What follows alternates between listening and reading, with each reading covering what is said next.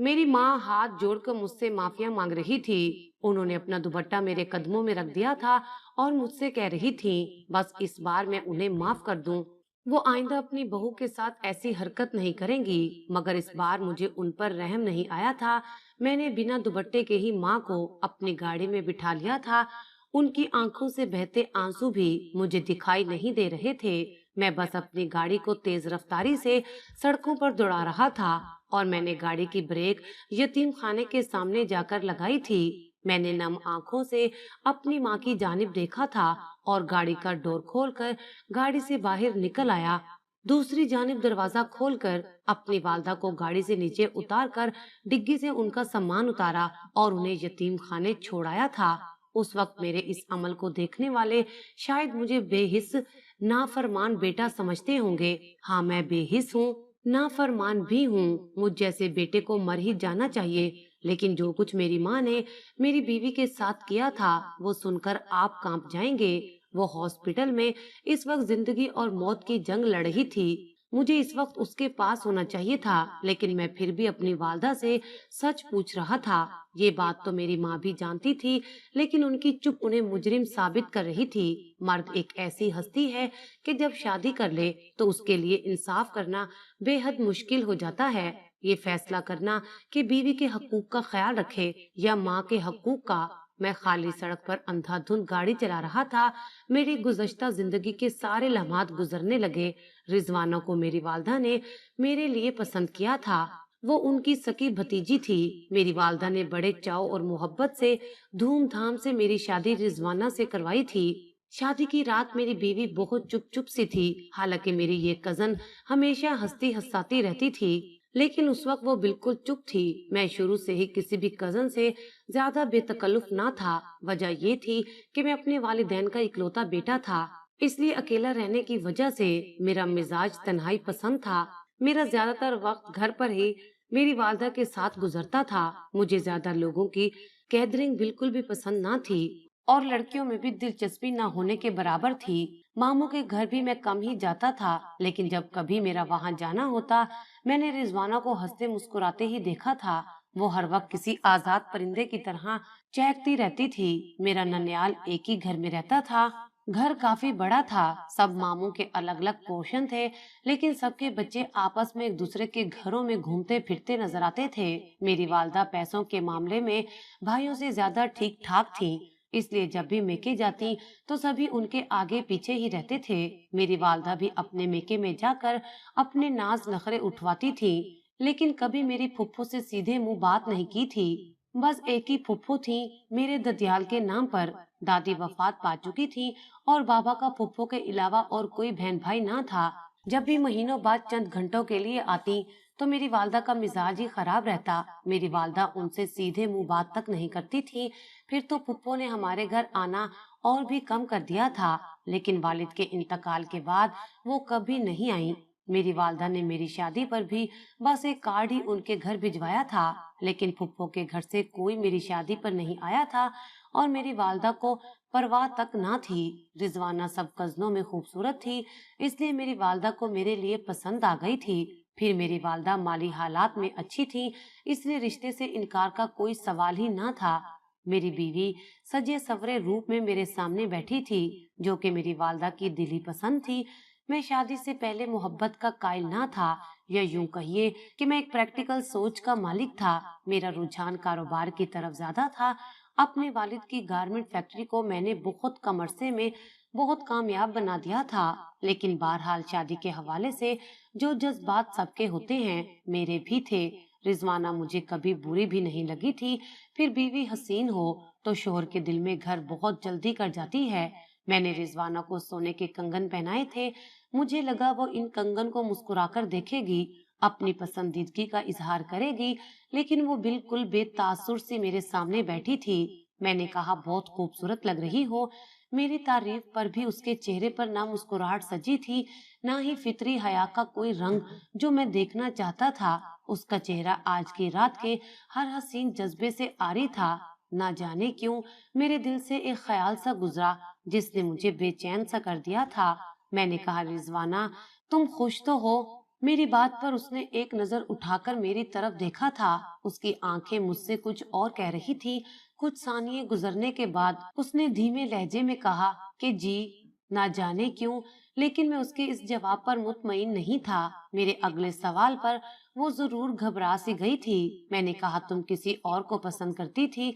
उसने हैरत से मेरी तरफ देखा था। मेरी सोच भी आम मर्दों जैसी ही थी कि मेरी बीवी की जिंदगी के साथ साथ दिल पर भी मेरा ही मकाम हो। वो नजरें चुराकर कहने लगी, अगर मुझे आप पसंद ना होते तो मैं इस वक्त आपके सामने ना बैठी होती। रिजवाना के जवाब ने मेरे बेचैन दिल को कुछ करार सा दिया था। मैंने उसका हाथ थाम लिया। मैंने कहा, फिर तुम्हारी खामोशी की क्या वजह है? कहने लगी, आप जानकर क्या करेंगे? मैंने कहा, फिर भी मैं जानना चाहता हूँ।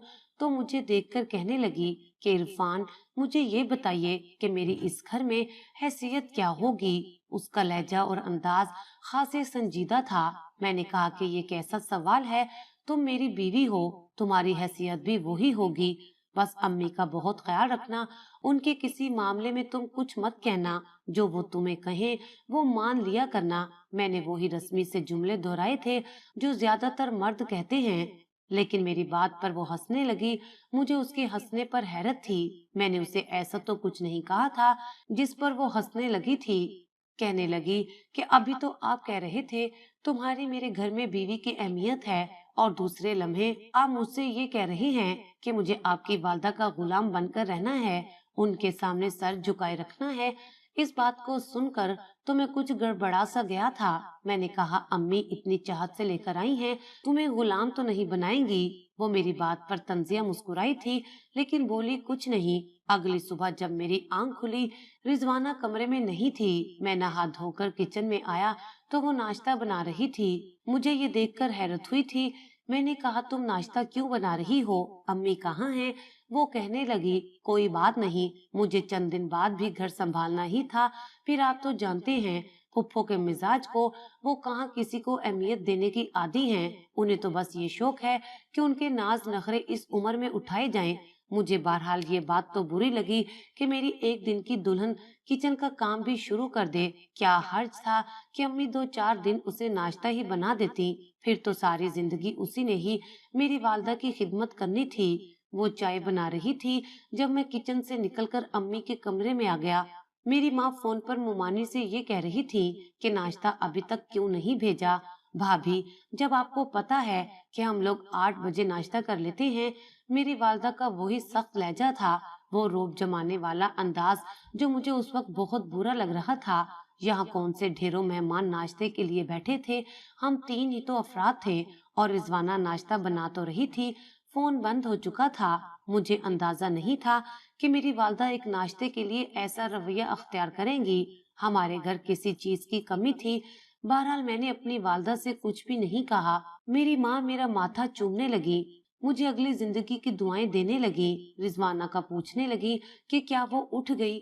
मैंने दिल में सोचा, खुद ही तो उसे नाश्ते का आर्डर दिया है और मुझसे ये सवाल पूछ रही हैं। मैंने कहा, वो नाश्ता बना रही है, आप बाहर आ जाएं, मिलकर नाश्ता करते हैं। मेरी बात पर मेरी वालदा हैरान हुई थी। फिर कहने लगी, रहने देती, चंद दिन के बाद तो उसी ने सब कुछ संभालना है। उस वक्त तो मैं चुप रहा। जब हम बाहर आए तो रिजवाना नाश्ता टेबल पर लगा रही थी। मेरी वालदा को सलाम किया, नाश्ता भी उनके सामने रखने लगी। मेरे दिल में उसकी अहमियत बढ़ने लगी थी। अभी हमने नाश्ता शुरू किया था कि मुमानी और मामू ढेरों नाश्ते का सामान लेकर पहुंच गए, और मुमानी मेरी वालदा से माजरत करने लगी कि वो तो सुबह ही नाश्ता बनाने लग गई थी, लेकिन बेकरी का सामान खरीदने में वक्त लग गया। मुझे अपनी वालदा की ये बात कुछ ठीक नहीं लगी थी। इतने ढेरों ढेर नाश्ते का उन्होंने करना क्या था? अगले रोज मैंने अपनी वालदा से कह दिया, रिजवाना को आए हुए अभी 24 घंटे नहीं हुए और आपने उससे नाश्ता बनाने से एक बार भी मना नहीं किया। चंद दिन खाना आप ही बना लीजिएगा, उसका भी मान रह जाएगा। मेरी बात मेरी वालदा पर शायद नागवार सी गुजरी थी। उन्होंने मुझसे कहा तो कुछ नहीं, लेकिन उनके चेहरे पर नागवारी सी फैल गई थी। रात को खाना मेरी वालदा ट्रे में रखकर मेरे कमरे में लाई थी। कहने लगी, मैंने सोचा रिजवाना को कमरे में ही खाना दे आऊं। ये देखकर मैं भी खुश हो गया था कि चलो मेरी वालदा ने मेरी बीवी को अहमियत तो दी। फिर अम्मी मुझसे कहने लगी, इरफान, तुम बहू को आराम से खाना खाने दो, मेरे साथ बाहर आकर खाना खाओ। ये बात मेरी समझ से बाहर थी। रिजवाना ने इस बात को इतनी अहमियत नहीं दी थी। मुझसे कहने लगी कि ये खाना आप पहले फुप्पो से कहें कि खाकर दिखाएं। मैंने कहा, ये क्या बात हुई? एक तो मेरी वालदा तुम्हारे लिए खाना बनाकर लाई हैं और तुम हो के। वो कहने लगी, इस खाने में कुछ मिलाया है, इसलिए पहले इसे फुप्पो खाकर दिखाएं। उसकी बात सुनकर मुझे गुस्सा आने लगा कि वो मेरी वालदा पर इल्जाम लगा रही है। मेरी वालदा कहने लगी, इस बात का क्या मकसद है? आप ये मुझे खाकर दिखाएं, आपको आपके सवाल का जवाब खुद मिल जाएगा। मैंने कहा, अम्मी, आप ये खाकर दिखा दें इसे, ऐसा भी इसमें क्या है? मेरी बात पर मेरी वालदा कुछ घबरा सी गई थी। उन्होंने एक निवाला तोड़ा और जैसे ही सालन लगाकर खाया तो सी सी करने लगी। एक पल में उनका चेहरा सुर्ख हो गया था। वो फौरन से पानी पीने लगी, लेकिन उनकी मिर्चों से बुरी हालत थी कि वो कमरे से बाहर निकल गईं। रिजवाना मुझसे कहने लगी, देख लिया आपने, मैंने आपसे पहले ही कह दिया था खाना मैं खुद बना लूंगी। देख लिया आपने, वो कैसा तेज मिर्चों वाला खाना मुझे खिलाना चाहती थी। मैं तो अम्मी की वजह से रिजवाना के सामने नजरें भी मिलाने के काबिल नहीं रहा था। उसके बाद से जो कुछ मेरी जिंदगी में होने लगा मेरे लिए अजियत का बाइस था। रात जब मैं घर पर थका मांदा आता, अम्मी सर बांधे बैठी होती, रिजवाना उनके लिए सूप बना रही होती। मेरी माँ मुझे देखकर न जाने क्यों रोने लगती। जब मैं वजह पूछता तो कुछ भी नहीं कहती। कमरे में जाता तो जैसे ही रात को सोने लगता, मेरी वालदा चीखने चिल्लाने लगती। मैं फौरन से उनके पास चला जाता। वो कहती, मेरे सर में दर्द है। मैं उनका सर दबाने लगता। आधी रात मेरी जूं ही गुजर जाती। चंद दिन से यही हो रहा था। मैं अम्मी को डॉक्टर के पास भी लेकर जा चुका था। उनके सर के एक्सरे भी करवा लिए थे।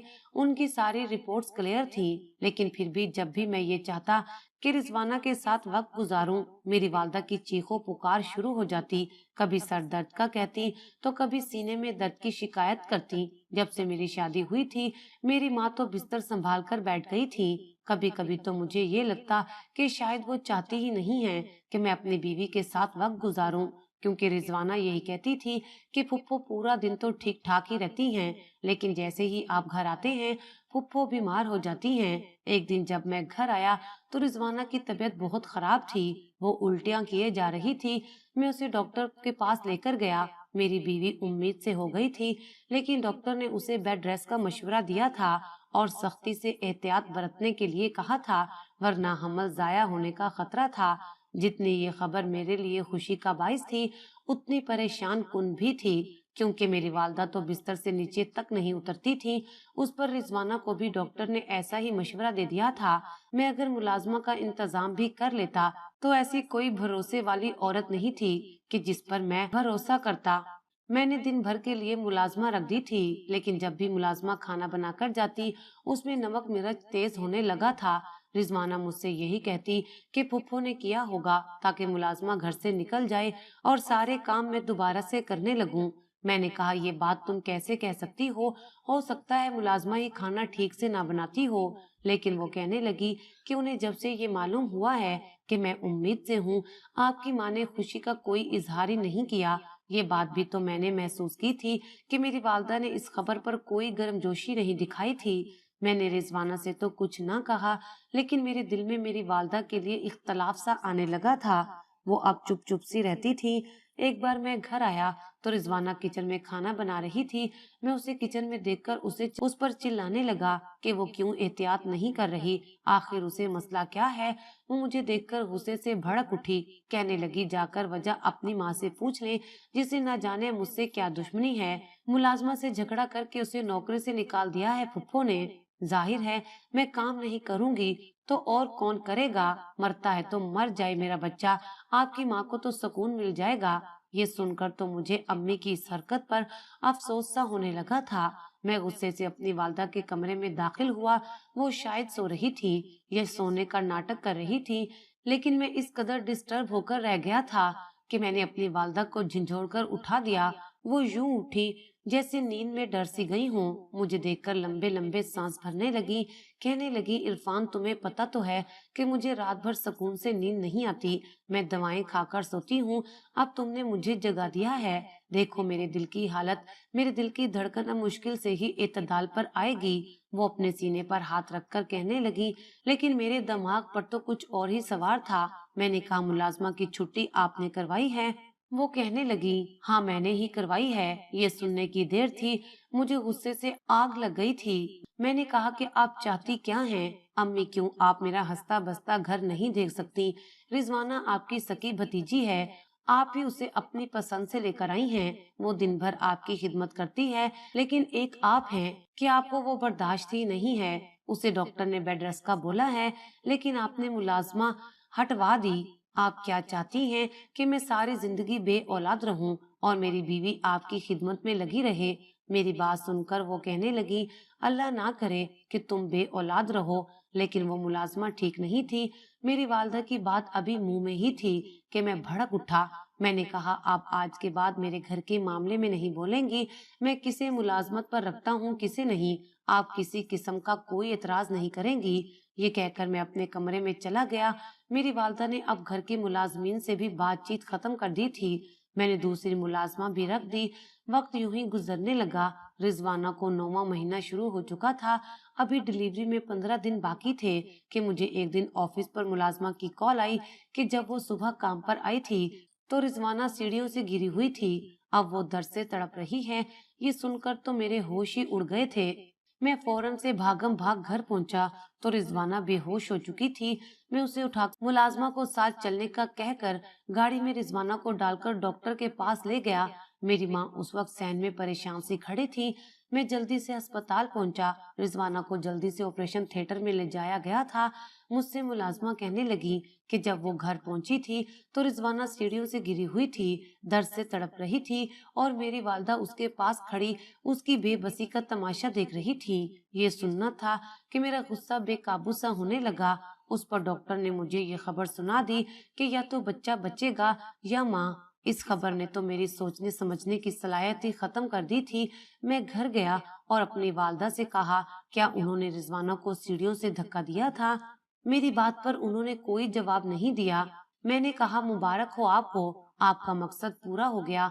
मेरा बच्चा मर जाएगा, फिर आप उसकी मैयत पर खड़ी होकर जश्न मनाना। मैं गुस्से से बोला था, लेकिन वो कुछ नहीं बोली। उनकी खामोशी मुझे मजीद पागल करने लगी थी। मैंने उनके कपड़े बैग में रखे और उन्हें हाथ से पकड़कर घर से बाहर ले गया। मुझे अपने घर में ऐसी माँ की कोई जरूरत ना थी जो मेरे ही बीवी बच्चों की दुश्मन बन गई थी। उनकी चुप इस बात का एतराफ थी कि उन्होंने ही मेरी बीवी को धक्का दिया था। मैं उन्हें यतीम खाने छोड़ आया। उसके बाद जब हॉस्पिटल पहुंचा तो डॉक्टर ने कहा, मुबारक हो आपको, आपकी बीवी और बच्चा दोनों ठीक हैं। आपको अल्लाह ने बेटे से नवाजा है। ये सुनकर मैं बहुत खुश हुआ था। जब मैं कमरे में रिजवाना से मिलने गया तो वो रो रही थी। कहने लगी कि पुप्पो कहाँ हैं? मैंने कहा, जहाँ उन्हें होना चाहिए था। मैं उन्हें दारुल अमान छोड़ाया हूँ। मैं जानता हूँ उन्होंने ही तुम्हें धक्का दिया होगा। वो ही मेरे बच्चे की दुश्मन थी। मेरी बात सुनकर रिजवाना रोने लगी। कहने लगी, मुझे माफ कर दो इरफान, मैंने आपसे झूठ बोला था और अब तक झूठ बोलती आई थी। फुफ्फो मुझे कुछ नहीं कहती थी, बस मेरा ही रवैया उनके साथ ठीक नहीं था, क्योंकि वो मेके आकर मेरी माँ पर रोब जमाती थी। मेरी माँ मजबूरन उन्हें पूछती, उनकी आओ भगत करती थी, इसलिए उनकी बुराइयां भी करती थी। मेरे दिल में भी फुफ्फो के लिए नफरत बढ़ने लगी थी।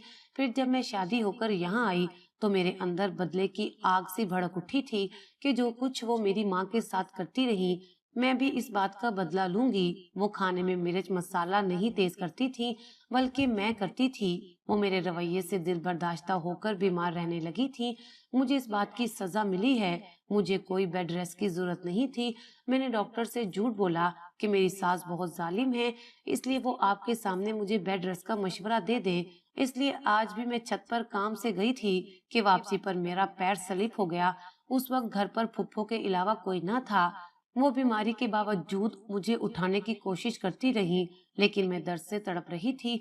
اس لیے وہ مجھے سنبھال نہیں پائی، لیکن مجھے دعائیں دیتی رہی کہ اللہ مجھے اور میرے بچے کو سلامت رکھے۔ یہ سن کر تو مجھے خود سے شرمندگی محسوس ہو رہی تھی۔ میں نے بنا سچ جانے ہی کیسے اتنا بڑا قدم اٹھا لیا۔ میں بھاگم بھاگ دارالامان پہنچا تھا۔ میری والدہ اب وہاں کمرے میں چپ بیٹھی تھی۔ میں ان کے پاس جا کر ان کے پیروں میں گر کر رونے لگا، معافیا مانگنے لگا، لیکن وہ اب بھی چپ تھی۔ میں نے کہا میرے ساتھ واپس چلیں، لیکن انہوں نے انکار کر دیا۔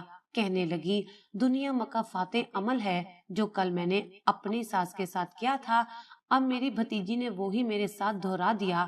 مجھے رضوانہ سے کوئی شکوہ نہیں ہے، مجھے تو یہ غم ستائے جا رہا ہے کہ میں کیسے اپنے کیے ہوئے کی معافی اپنی ساس سے مانگوں، جو مجھے معاف کیے بنا ہی مر چکی ہیں۔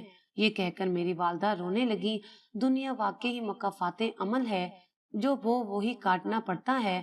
اللہ سب پر رحم کرے۔